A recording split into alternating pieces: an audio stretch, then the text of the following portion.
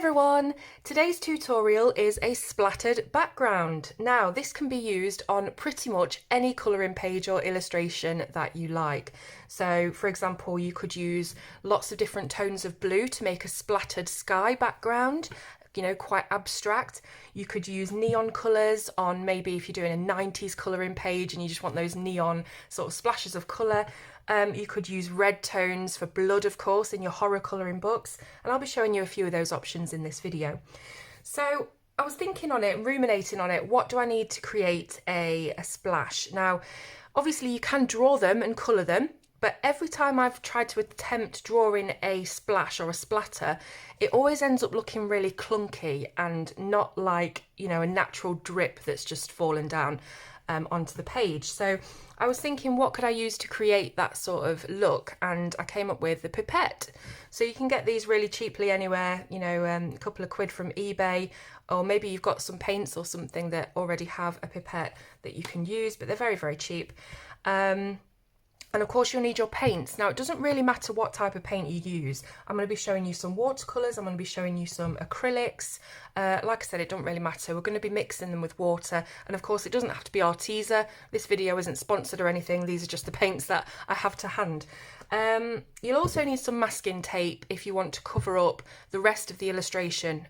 So if you've already drawn something or coloured something rather, and you want to cover it up, you don't want it to get splattered, you'll need some masking tape or masking fluid. You will also need some egg cups or some sort of receptacle for you to mix your paint in that is non-porous. So these are made out of ceramic or whatever they are. So non-porous, can be easily cleaned, and of course you'll need water. So the first thing I'm going to show you is the neon splatters, I think. So I've got my neon paints here. I did mention that if you have a 90s kind of colouring page or something that would go along with the neon colour scheme, it will be, you know, really, really good to do those colours on that kind of illustration. I do have a 90s colouring book here. It's called I Love the 90s. And it was really difficult actually to find an illustration that didn't have anything in the background for me to do a splatter background. And I think the best one is probably these lockers. So as you can see, I've not coloured it or anything yet, but we're going to make the paint solution up, and then we're going to mask the edges of the girl and practice some drips on here. So here's how I mix the paint. So I've got my egg cup. Let's go for a fluorescent pink. Just give it a shake. And I'm going to put just a bit of pink into the egg cup. Now I'm going to add a little bit of water.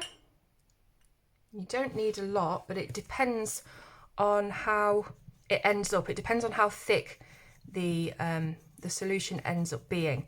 So we're giving it a nice mix up with a brush until all of the paint has mixed with the water. So you can do this, as I say, with acrylics or watercolour or gouache or any kind of paint really, poster paint, tempera paint. So just give it a good old mix until it's pretty much blended in together. And then you can just look at the consistency of the solution and just see if it looks drippy enough, because if it's too thick, if you've not added enough water, it's not going to have that splat effect. So just make sure it looks quite liquidy, quite drippy.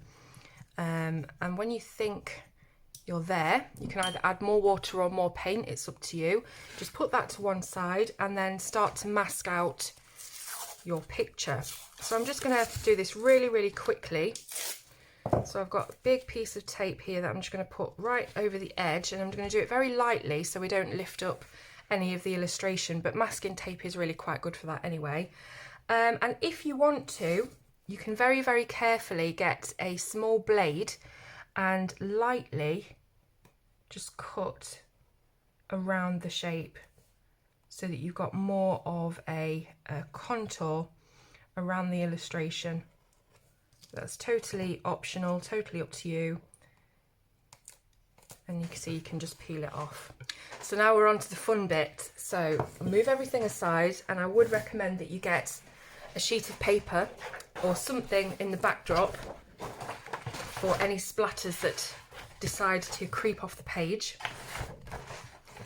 And when you've done that, grab your paint and your pipette suck a little bit up and then you can mess about on the back of the paper just to see how splattery it is and whether or not you need to go higher with your pipette. So if you come a little bit higher up, the splatter sort of bursts a little bit more.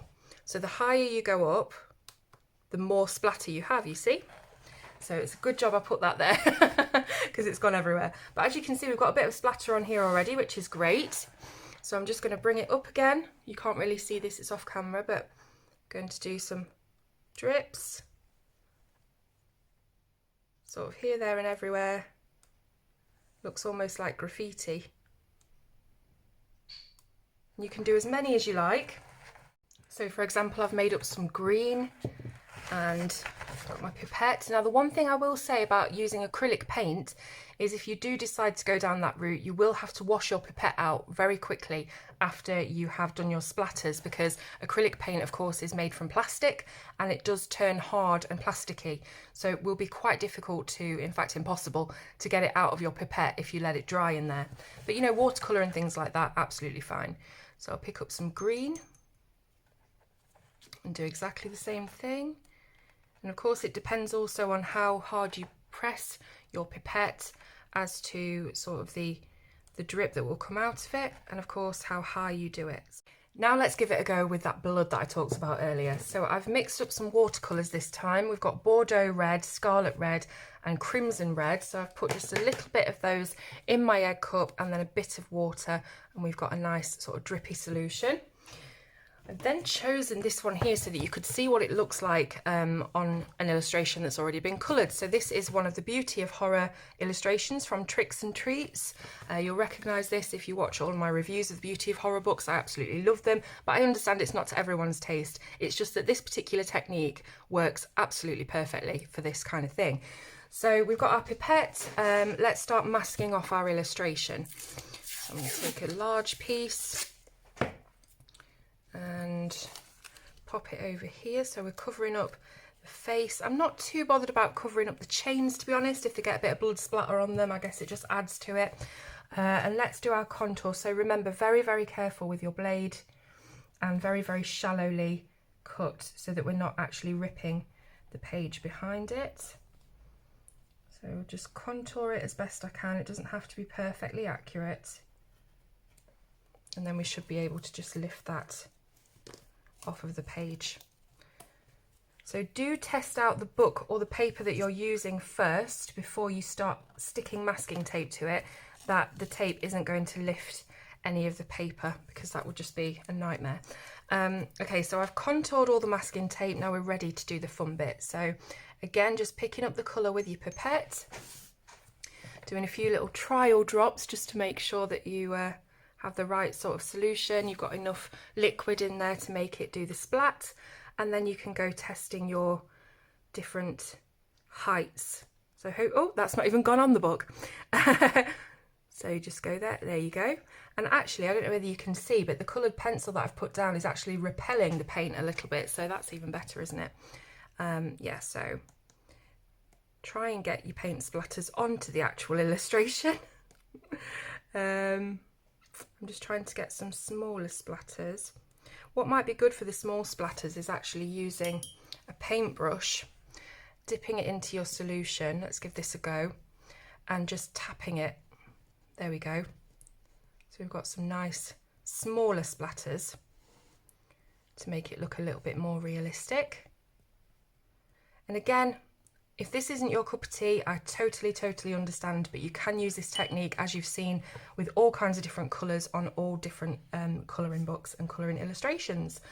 So let's move on and do the rest of it so we can see what it looks like.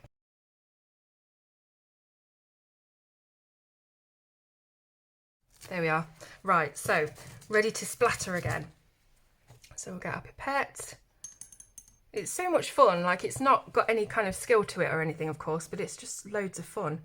Again, try and get your blood splatters onto your actual illustration. It might help. Play with your heights and things. Oh, that was a good one. Play with your heights and the pressure that you're using on the pipette as well. Need some more paint there. And then, of course, you can put in your little strips with your paintbrush.